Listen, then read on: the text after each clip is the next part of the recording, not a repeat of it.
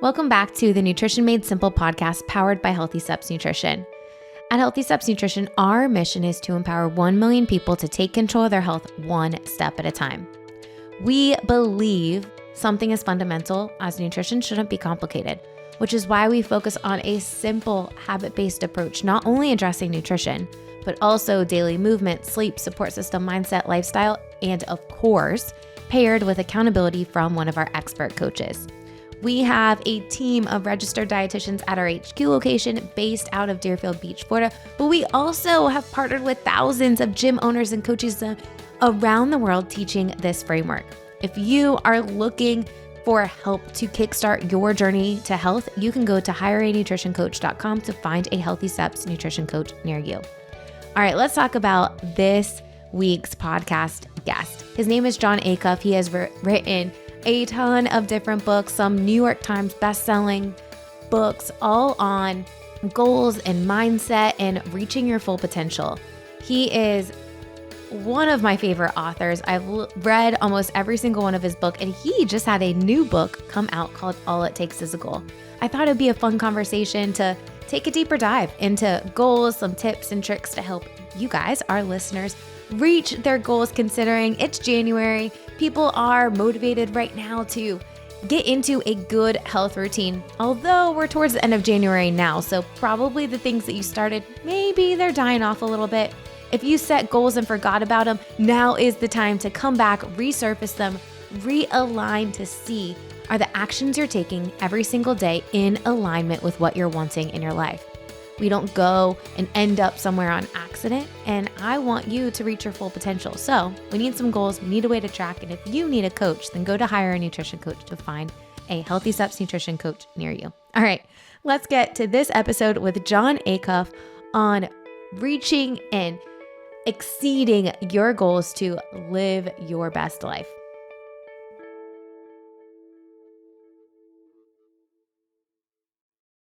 Jon, welcome back to the Nutrition Made Simple podcast. I'm so excited to have you back on today.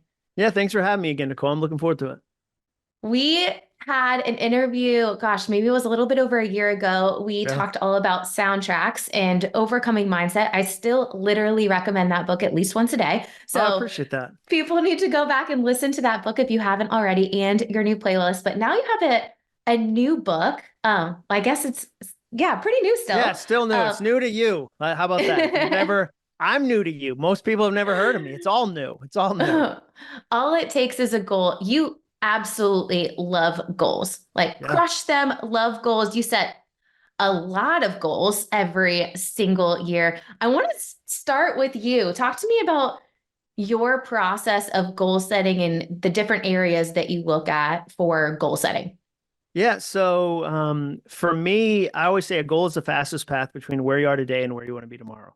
And some people will say to me, they'll go, well, I don't do goals. And I go, what do you do? And they go, well, I do intentions, where I set a target and a timeline and I measure. And I go, that's a goal. You're just using a different word. So I really don't care what word you use. You can say goal, habit, intention, agreement, whatever.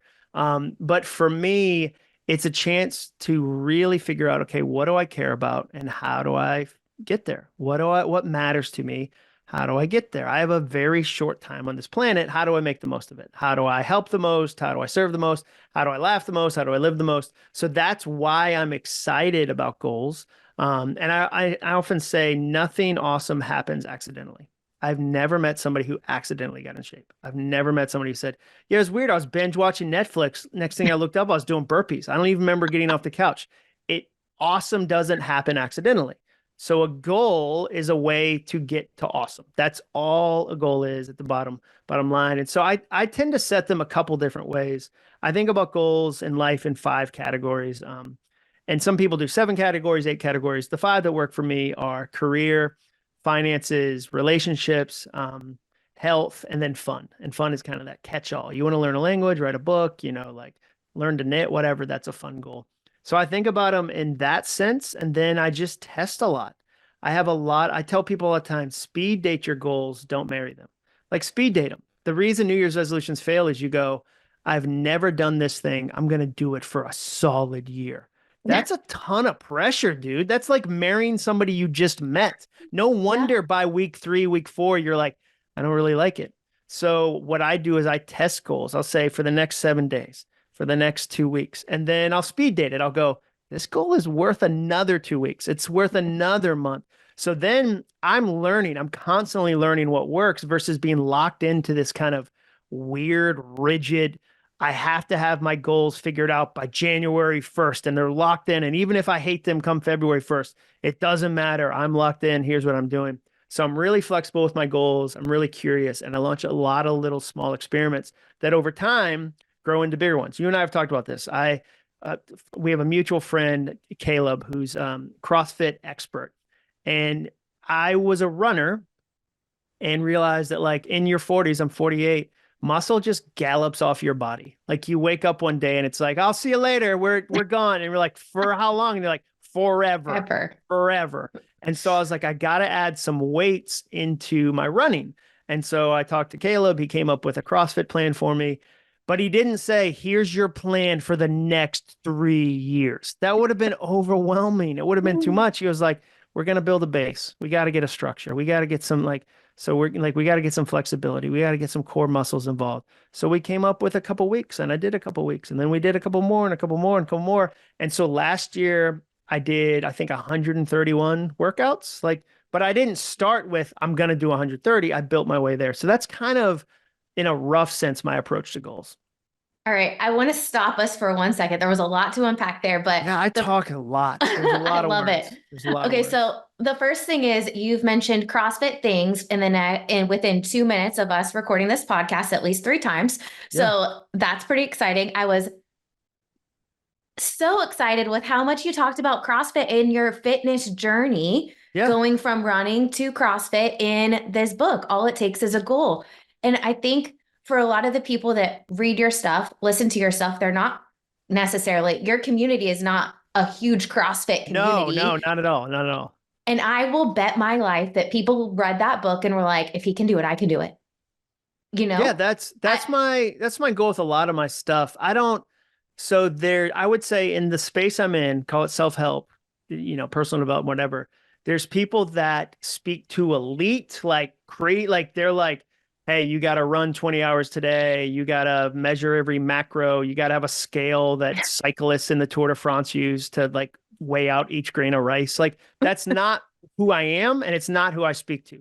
I like to speak to a big, large audience that's curious, that goes, you know what? I'm going to try. You know what? I'm a real person with a real schedule and a real challenges. And I got kids and life is full and messy. And so when some influencer says, you should do this 20 hours a week, I got 1 hour of free time. Like that's not my life. What do I do? How do I start? So yeah, that's who I try to talk to. And I always try to boil it down to like, well, what do I really do with this? What does this look like? I like to write to the real world because that's the world I live in.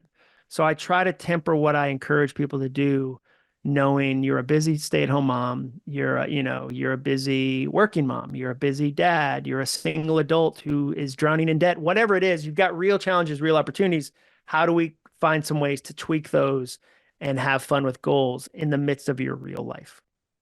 Well, I would say mission accomplished with how you write, because I've never wanted to read a book multiple times, let alone like soundtracks. For instance, I've listened to it or read it at least 3 times and I pick up something different every single time. Oh, that's awesome. And I think that's why all of your stuff is so relatable, because you can read it and just like, okay, yep, I'm going to do this thing. And then I'm going to see it play out and see my life improve because I'm doing this thing, which is really cool.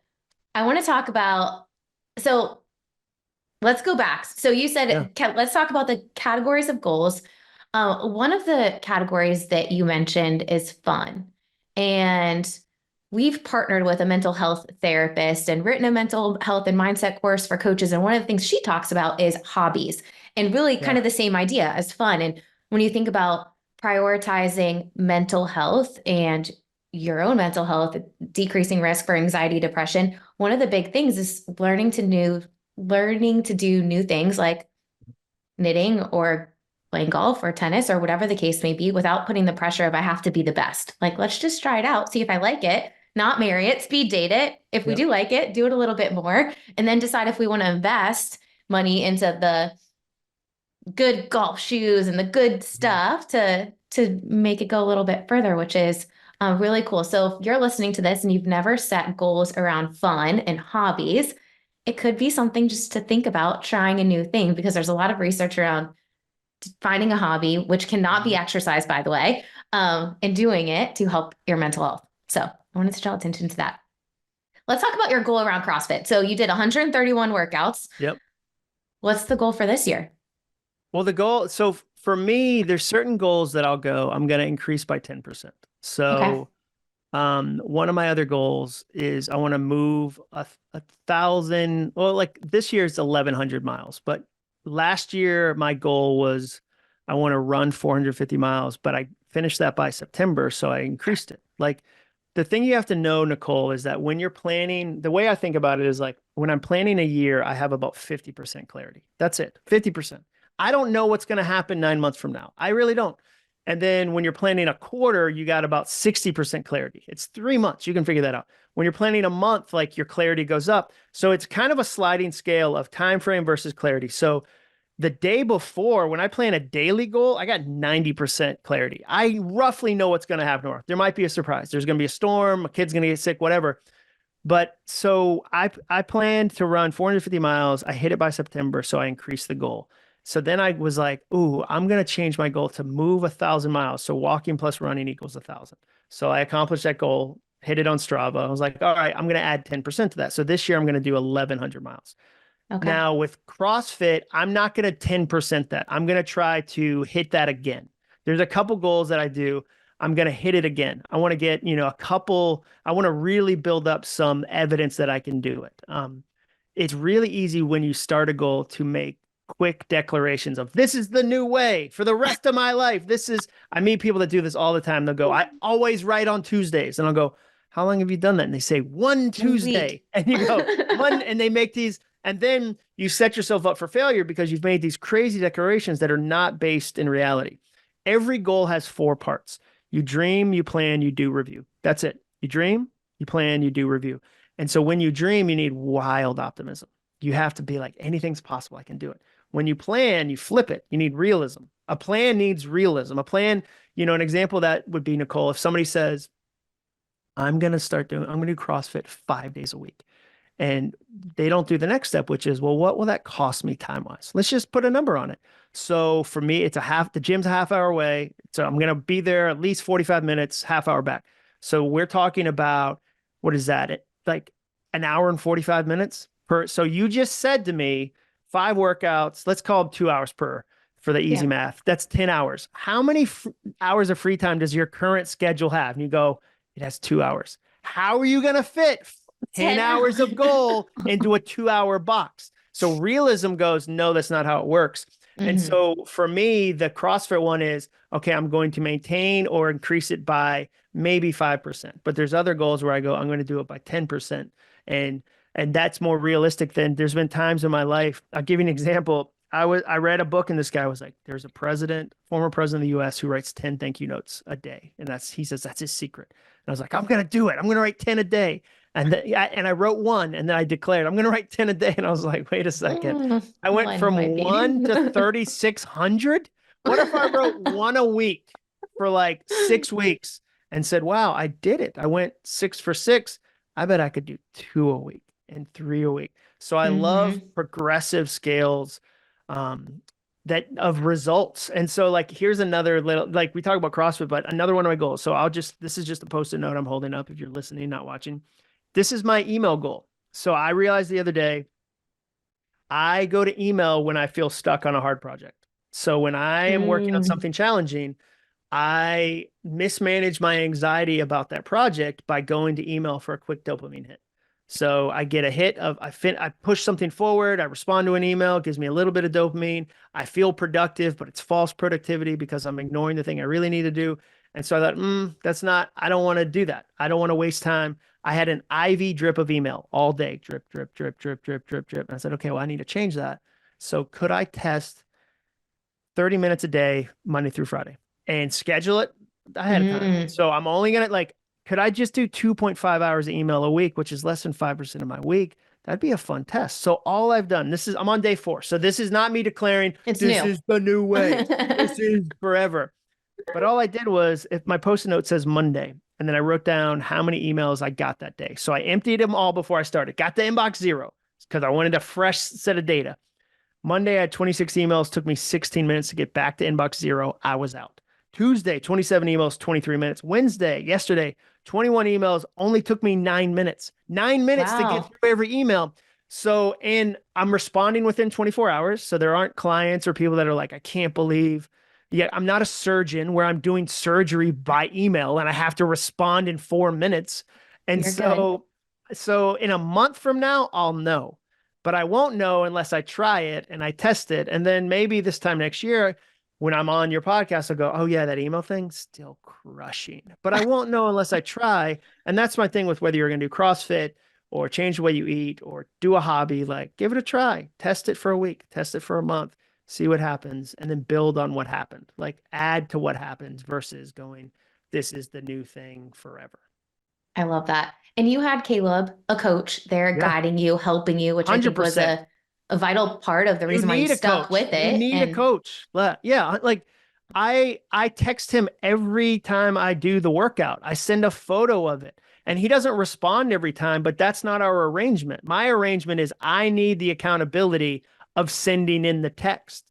And then every fourth or fifth, he'll go, hey, here's something to think about, or hey, it's time for you to come get a new workout, or hey, how's this particular muscle group going? Like, no, I would not have done 130 last year without that accountability, without a coach. I 100%, like, I'm going to see a coach Friday. I've got another coach session with a different coach Friday. So I'm a big believer. The older I get, the more help I know I need to live the life I want to live. you're fast tracking by working with someone who's a few steps ahead of you that can help you, right? He's like way ahead of me. Like there Caleb's are amazing. definitely a few steps, but like there's also coaches, like the coach I'm talking to Friday is in his mid 60s and is a PhD. So like I know he's like way ahead of me on a lot of the things I care about. So yeah, sometimes it's somebody who's a little ahead of me, but sometimes it's somebody I'm like, we're in different ecosystems and I need to just listen. I love that. I love that. One of the things I want to go back to the book. One of the things that I thought was really cool, and I did it as I went through the book, and I've encouraged our staff to do it, and even some of our clients, is the wins list, your Yeah. best moments list, writing it down. I think so many times we get in a rut, we get stuck thinking about comparing ourselves to where we want to be or on social media, and you forget all of the awesome things that have happened.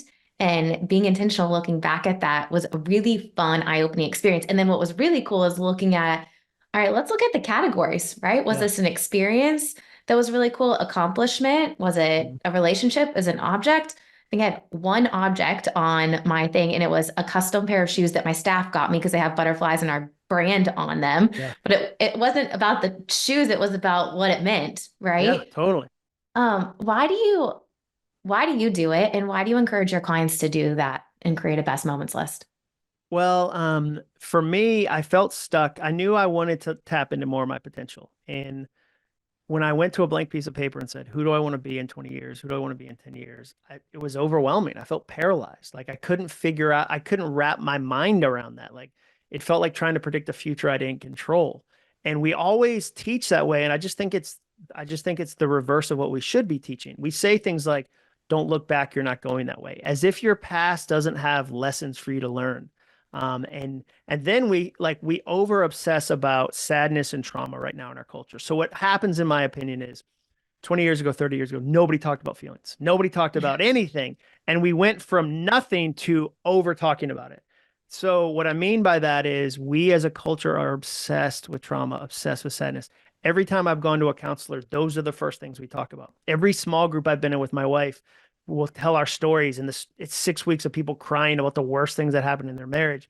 I've never had somebody go, let's look at your joys. Like what lights you up? Let's make a list of those because there's probably something really important for you in there. So all I did was I wrote down best moments on a piece of paper. I started to write them down. And at first it was slow, but then it started to pick up speed. And they were simple things like, or obvious things like my getting married. That was the best moment. But then it was like small things too, like getting a new notebook. I'm a notebook guy. I love getting a new notebook, like opening to page 1. It's like, I got the whole notebook and it was memories and it was all these things. I ended up coming up with 171 best moments. And the surprising thing is, one, it teaches you gratitude. Everybody knows the science behind gratitude, but this gives you an actual exercise. It makes you remember things you had forgotten. Number two, it gives you self-awareness. Like, you can't change your life without self-awareness. The person who gets fired for anger thought they were passionate. They weren't self-aware of how they were really coming off to people.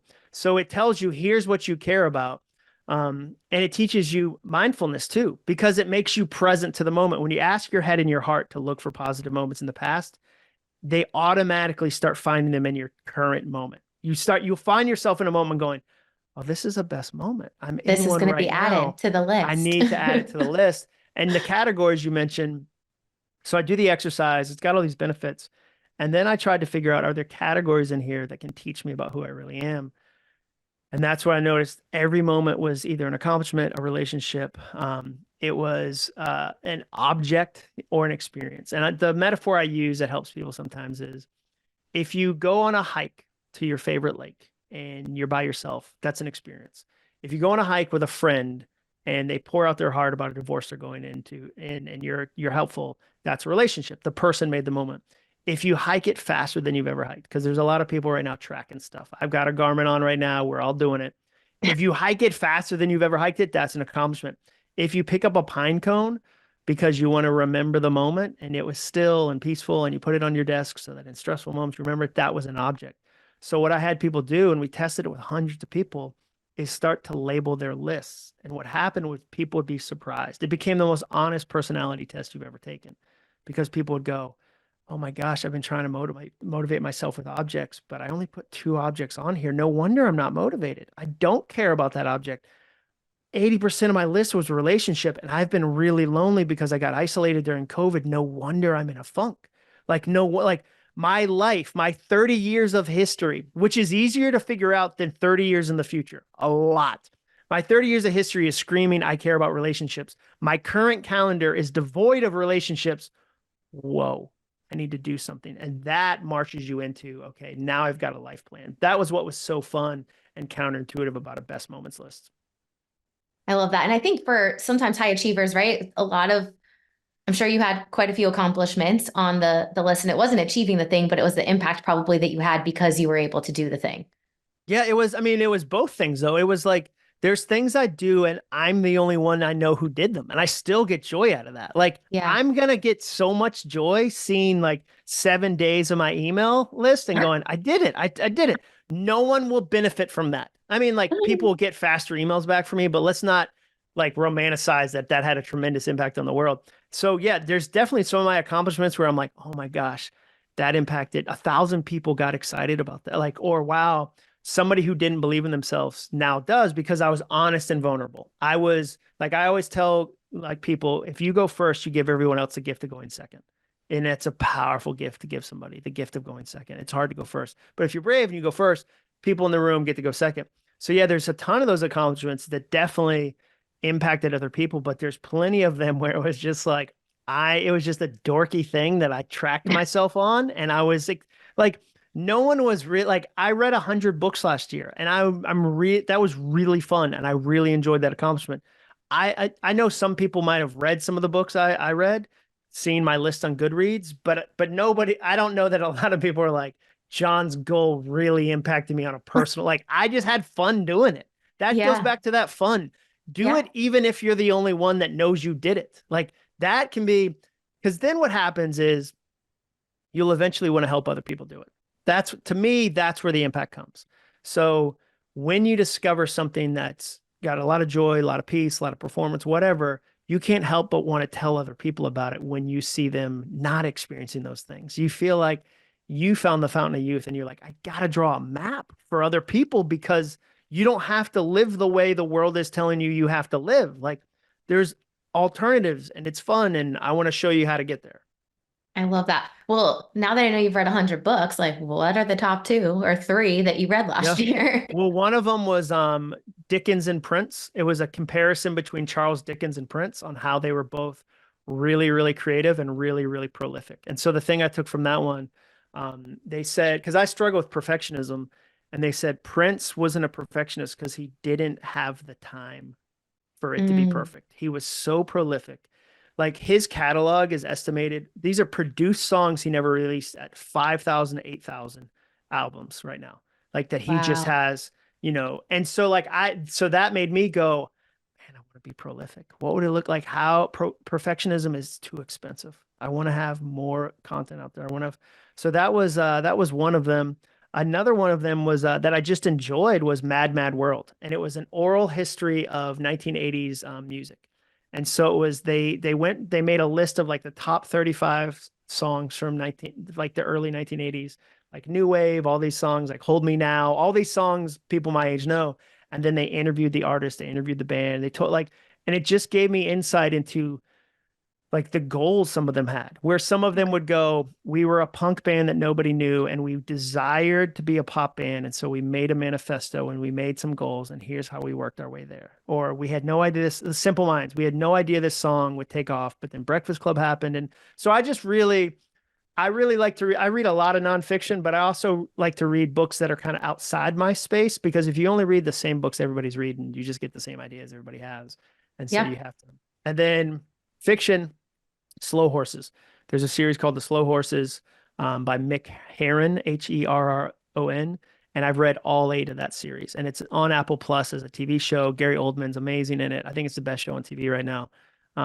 But yeah, that for a fiction, that was my favorite. Okay. Well, now I have something That to was a watch. long answer. I just I love busted it. out 3 specific books. That's amazing. You're ready to go. You talk a lot about goals, easy goals, middle goals, but really the focus is around guaranteed goals and finding this potential zone. I know you have a community of people. Talk to me a little bit about the difference in different types of goals and why our listeners should think more about guaranteed goals. Yeah, so I want you to think about a ladder. Imagine if you had a ladder. Most people's goals only have 2 rungs. So they have a bottom rung that says first step. Like I bought the shoes, I signed up for the class, whatever, first step. And they have a top rung that says, I'm in amazing shape, I lost 50 pounds. Or the bottom rung says start a business, and the first top rung says made $1 million. Imagine if a neighbor lets you borrow their ladder to clean your gutters and they're like, here you go. You'd go, I can't climb. There's no rungs. There's nothing in the middle of the ladder. That's how you have to think about goals. And at the bottom are the easy goals.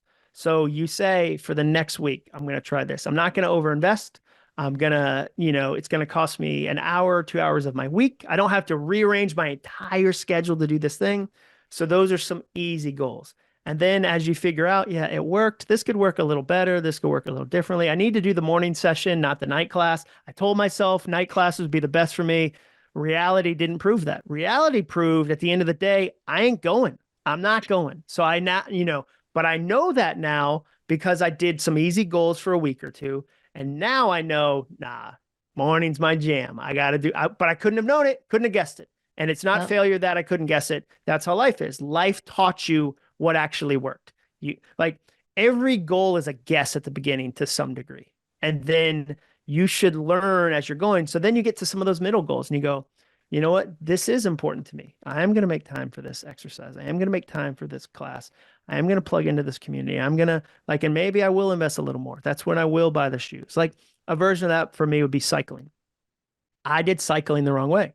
So I tried to jump into the middle of the ladder. I tried to jump into the end of the ladder and I was like, I'm buying an expensive bike. Like I'm getting a carbon fiber, but and everyone listening to this has over purchased something they're no longer using. And I was like, the bike will make me a cyclist. That's never how gear works. It's how it's sold. It's sold as like your one expensive purchase from being this exact person. I hate to break it to you. You're not. And how sweet is the bike when you've worked your way there? The bike is really sweet when you've climbed and you're in the middle of the ladder and you're like, I've got all this evidence. I've got all these results. And so I bought the bike versus borrowing a bike. Borrowing the bike was an easy goal. I got tons of friends in Nashville that if you're serious about cycling, you own more than one bike. And I could have borrowed a bike for a month and gone, nah, it ain't for me. It ain't for me. And I would have saved thousands of dollars. And so you come up with some middle goals, and then eventually you get so high up on the ladder that you can start to see some guaranteed goals. And you can go, this is happening. I'm going to do this big thing. And so what I like to tell people is have the big thing in mind. Start day one with the big thing in mind. That'll motivate you. That'll pull you there. But then do the work of adding rungs. And when I say a rung, I just mean an action.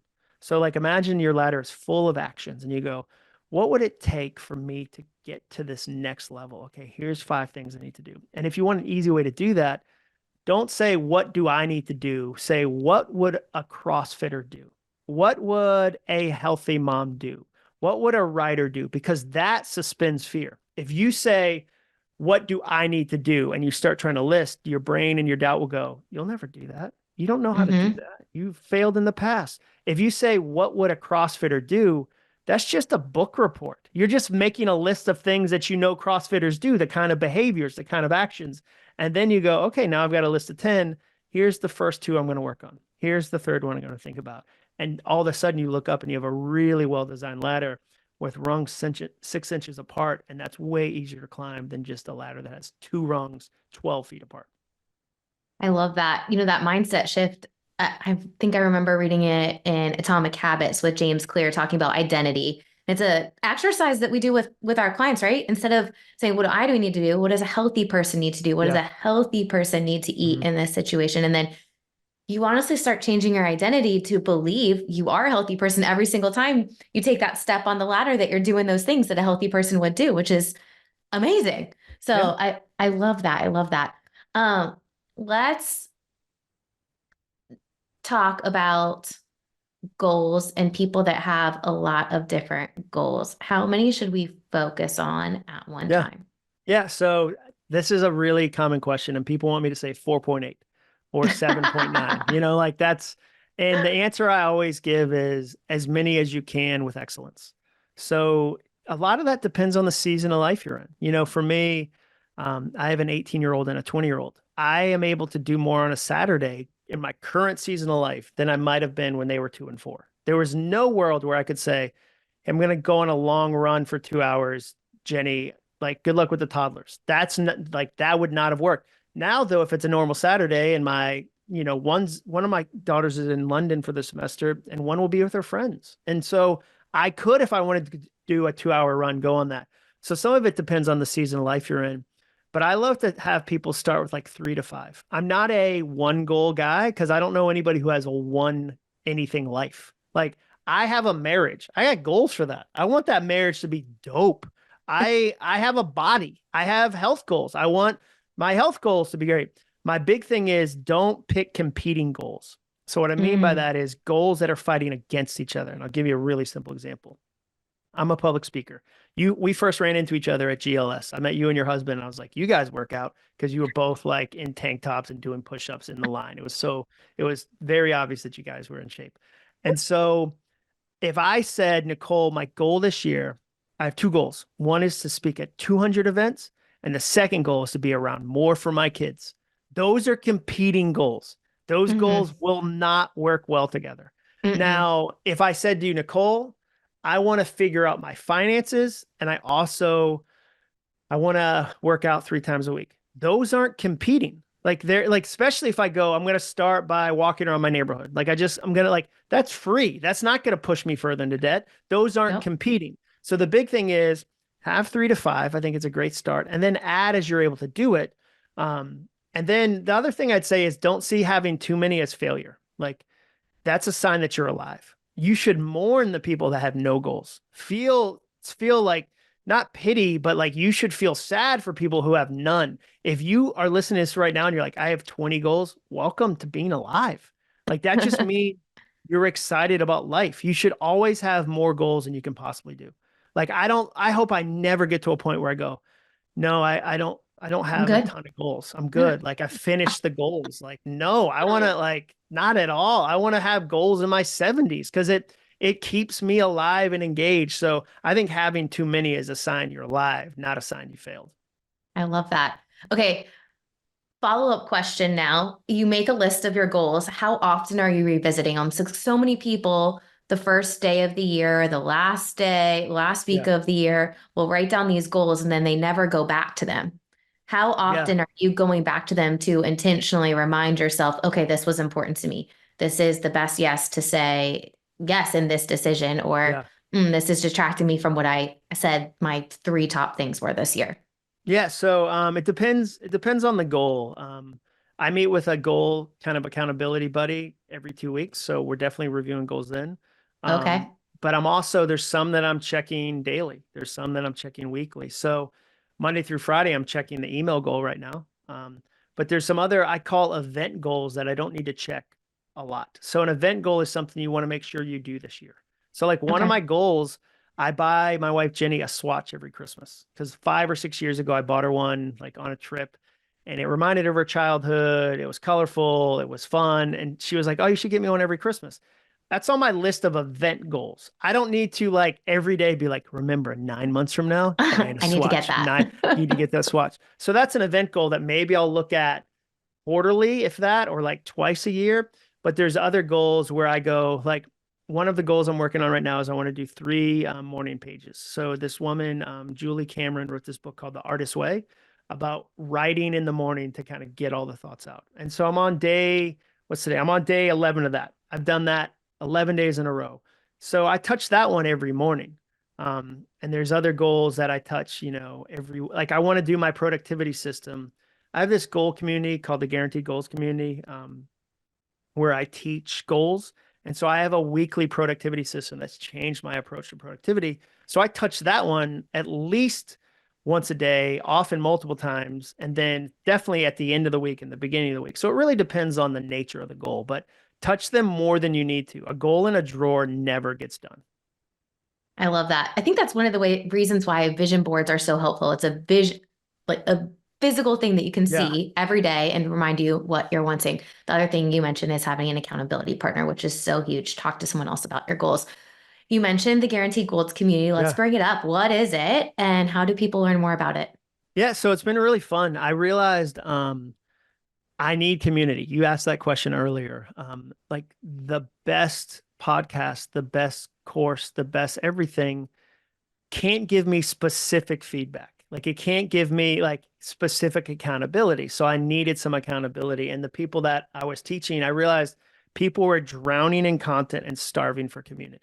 Drowning. Like it wasn't that they were like, man, there's just not enough books. There's just not enough. And they needed community. And so I started this thing called the Guaranteed Goals Community. And it's about 800 people or so right now. And it's an all year program. So there's more than 100 videos. So tons of content. But really, it comes down to we have, check-ins every other week. So I have this guy, GN, who's kind of the group coach guy, and they check in every other week. And then I do 12 different sessions throughout the year where I'm answering questions and interacting. It's on Zoom. So you're seeing faces. And then they form their own communities within the community. And so it's been really fun. And if people are curious, it's just jonacuff.com/goals. JONACUFF.com/goals. We're closing it for the year, January 26th. So check it out before then. If you hear this later, we'll be back in 2025, but we want to get everybody locked in. And then the fun part, let me grab this for the visual. We realized that like part of the problem was there weren't levels to performance. People like to know levels, like Game. karate has Mm-hmm. levels, Yep. Boy Scouts have levels. So for the first time ever, we just went through and said, what's the one thing in common every goal has? And it's time.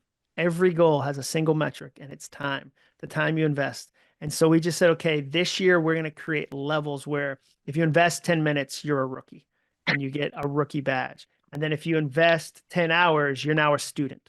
And here's the Mm. student badge. If you invest 100 hours, you're now a scholar. Like you now are a scholar about what you're working on. And we created a time tracker. So you can say, okay, here's how I'm tracking my time. And then what's really, really fun is you just keep going up until you say, okay, 250 hours. Now I'm a professional. And you go, well, 250 isn't a lot. It's a ton. It only takes 75 hours to get your private pilot's license. So if you do 250 hours on any goal and then 1,000 hours, you're now an expert. And so we Wow. created this really simple system. And then there's stickers. And then we had a poster where you can kind of track your progress. So for me, it's just been fun to see people go, hey, I'm now like 10 minutes in, you're a rookie. You're already out of the stands. You've done the hard part of climbing out of the stands. Like, congrats, you're in the game. Let's go. You've done 100 hours. Let's go. And so that's what the community is about. It's the most encouraging people on the planet, encouraging each other to chase their goals.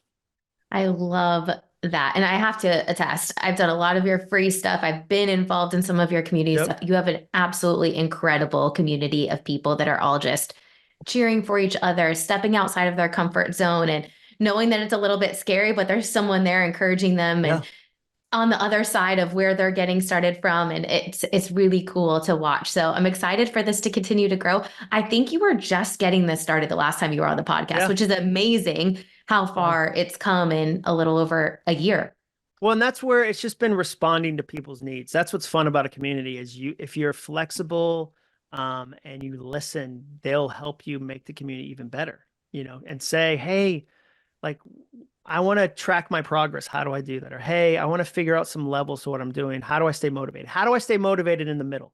Like the middle's going to suck. We know it. Yeah. How do I stay motivated in the middle? Okay, here's how you stay motivated. So yeah, it's been fun to have the community request things and push things and go, hey, can we change this? Can we grow this? So that, yeah, it's been fun to watch people of all types of goals plug into who they really are.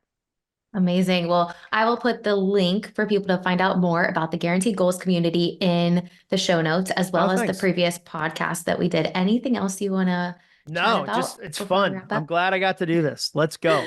Like Amazing. you're capable of more than you think. The study we did, we asked 3,000 people if they think they're living up to their potential, and 96% said no. So if you feel like you're not right now, don't worry about it. Everybody feels that way, but there's something you can do about it. And as I say over and over and over again, all it takes is a goal. Amazing. Well, Jon, thank you so much for coming on the podcast, and we'll hopefully be able to catch up together again in person soon. Definitely. I hope you enjoyed that podcast episode with Jon Acuff. Gosh, he's so funny and such a wealth of knowledge. I absolutely loved his book, All It Takes Is a Goal. And if you haven't read Soundtracks yet, definitely go pick that one up too. 2 amazing books to help you kickstart 2024 so that you can make it your best year ever. If you are looking for a coach to help you jumpstart your journey to health, help you figure out a plan that not only addresses nutrition, but also stress management, mindset, sleep, daily movement, go to hireanutritioncoach.com to find a Healthy Steps nutrition coach near you. And if you are looking to work with one of our experts at Healthy Steps Nutrition HQ, or you are in the South Florida area and you're looking for a community of people, we would absolutely love to help you. You can go to CrossFitHSN.com and you can apply for coaching today. I hope you enjoyed this episode with Jon Acuff. So excited to have him back on the podcast. Don't forget to subscribe and leave us a review. We will see you back here next week. Next week's episode, I'm going to give you a little preview. It is with one of our nutrition clients, Avery. Healthy Steps Nutrition partnered with a company called Compete for a Cure. It is a nonprofit that benefits people who've been diagnosed with breast cancer. Breast cancer is near and dear to my heart. My mom was diagnosed with breast cancer and passed away when I was just 14. So the fact that we can partner with this nonprofit and provide nutrition to support to these women who desperately need support and encouragement and accountability is something that truly fills my cup. So Avery has an amazing story. So excited to highlight her. And if you know someone who has been diagnosed with breast cancer, please look into Compete for a Cure and send next week's podcast episode to them because I know it will help them.